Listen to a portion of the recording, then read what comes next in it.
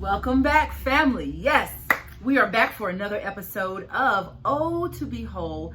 So glad you're joining me on today. It's been some beautiful days here in Memphis, Tennessee with some wonderful weather. I hope you're getting out and enjoying some of this weather. Again, glad you're here with us on today. If you are a new viewer, thank you for joining me. I would love for you to subscribe, like, and share. And for my holy rollers, glad you're here with me on today to have yet another discussion about ohtobewhole. All right, let's get started. Let's just dive on in. In today's discussion, we're going to talk about, can you handle his vulnerability? I'm going to say it again. Can you handle his vulnerability? And yes, I'm speaking to the ladies on today. Men, I want you to listen in as well, because I would love for you to add your comments regarding some of the things that I'm going to share on today. I'm only a woman, so I'm speaking from a woman's perspective, but I would love to hear some men, just mention some things in the comments if you're watching. So make sure you watch until the end, okay? All right, so can you handle his vulnerability? And ladies, you may be asking, what do you mean when you say handle his vulnerability? I mean, can you handle when he admits that he's afraid? Can you handle when he shows a softer side of his emotions that, society says men are not supposed to show? When he shares his innermost fears, can you handle that? Can you handle when he shares his deepest, darkest pain? Can you handle that? Can you handle his vulnerability when he fails at something? Can you handle his vulnerability if he just doesn't know? Women, can you really handle it? Can you handle it? Because that when you think about, if you just look over your past relationships, and I was thinking over my past relationships and places where men have shown their vulnerable selves. How have I handled those situations? And that's what I'm asking you on today. And when they become vulnerable or show you that vulnerable side, are you equipped as a wife? Are you equipped as a girlfriend? Are you equipped as a woman to be as wise as the Bible says, as wise as a serpent, but as gentle as a dove? Do you have what it takes to handle his vulnerability? And understanding that handling the vulnerability doesn't mean that you have all the answers. It doesn't mean that you're not coming saying, okay, he's vulnerable, so I'm here to answer the need. Sometimes it's just being there, okay? It's being that nurturer, being tender, being supportive, being loving and affectionate and patient and comforting and encouraging. That's what I'm talking about when I say, can you handle his vulnerability? Handling a man's vulnerability is where we as women should be able to do our best work, because when God created us, he created us to be the softer side of humankind. We're the softer side of humankind. And don't get me wrong. I understand that, we want a man who's able to be sensitive. The song that comes to mind is the Ralph Tresvant saying, "You need a man with sensitivity." Okay, I get that. I also understand that, you may have tried to be sensitive to a man's vulnerability. And, sometimes that has been misused or abused. But despite that, you cannot allow what men from your past, what they did, to change your DNA. As I stated just moments ago, you and we are the softer side of humankind. Okay, and it's important that we be gentle, that we be kind, that we are the weaker vessel, and weaker not meaning in terms of that we don't have strength and that, that we're some pushover. No, that's not what we're talking about. It's being the softer side, being the softer, the gentler vessel that God created.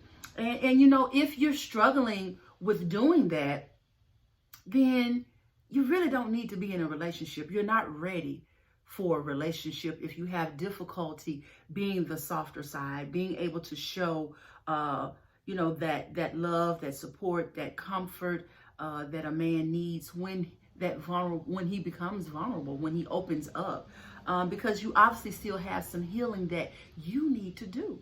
Okay. And I want to speak to my married ladies.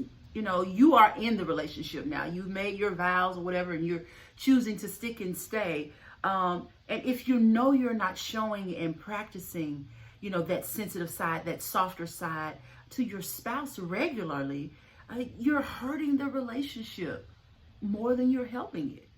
Okay. If you're being Miss Tuffy all the time, and your man really needs you to be a little softer. And I'm not saying that he hasn't done things to maybe cause you to be tougher. I'm not saying that, but you need to deal with that.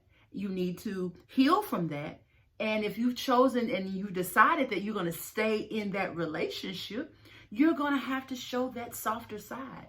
There's no way around that. And if you're not practicing that regularly, one, you're not going to get a vulnerable man.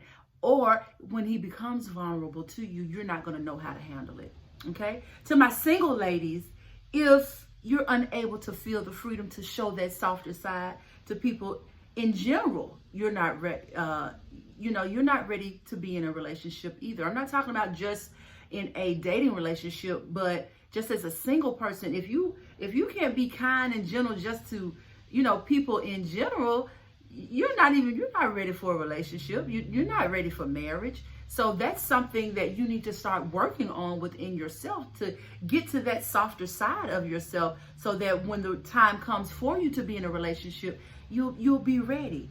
And then, even if you're dating, and you can't practice tenderness, okay? As I stated before, there is two things. It's two things that's going on. One, you still got some unhealed places in your life, okay? You got some healing that you still need to do. And then two, he ain't the one, okay? If you are a gentle person, let's just say you are a gentle person, you're kind and you're trying to show that softer side, but for some reason, the person that you're dating, you don't feel comfortable being vulnerable with yourself, or you feel that they are misusing or using some level of vulnerability against you in the relationship, then he's not the one. Okay? He's not the one. So it's time for you to move on. It's time for you to move on. And I know it's hard enough for a man to be vulnerable. So once he opens up, it is imperative that you handle him correctly. You got to handle him correctly.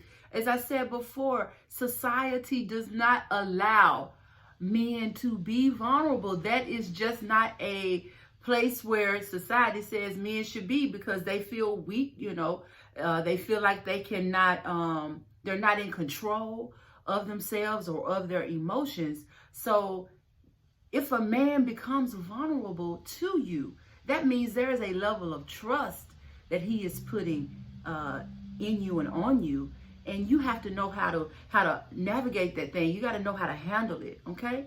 And here I'm going to name some things that, if your husband or if your significant other, becomes vulnerable to you and opens up to you, these are some things that you can't do. One, you can't see him as weak. You may never say it out of your mouth, but there are things that you can show to make you think that he's weak because he's showing vulnerability. You can't use it against him. People, when we get more information about a person, we can tend to use it against them later, which is a no-no. That's a no-no in the relationship, okay? Period. And that's just relationships in general. When people share and open up to you, you can't use that stuff against them later. So, if a man becomes vulnerable to you and begins to open up to you, you cannot use that against him later, okay? You cannot manipulate it or use it to your advantage later. Okay, that's pure manipulation. If you have information and you try to use it to manipulate him, in a situation to get your way, you cannot emasculate him. You don't want him. You can't be like, don't be crying. You weak. You a punk. You need to man up. No, ladies. We can't do that. That is not proper. That is not right. You cannot make a man feel less than what he is. The world does enough of that. He comes home or comes to you and tries to open up, and you give him the exact same thing that the world gives him. So you've got to show him something different. You cannot emasculate him.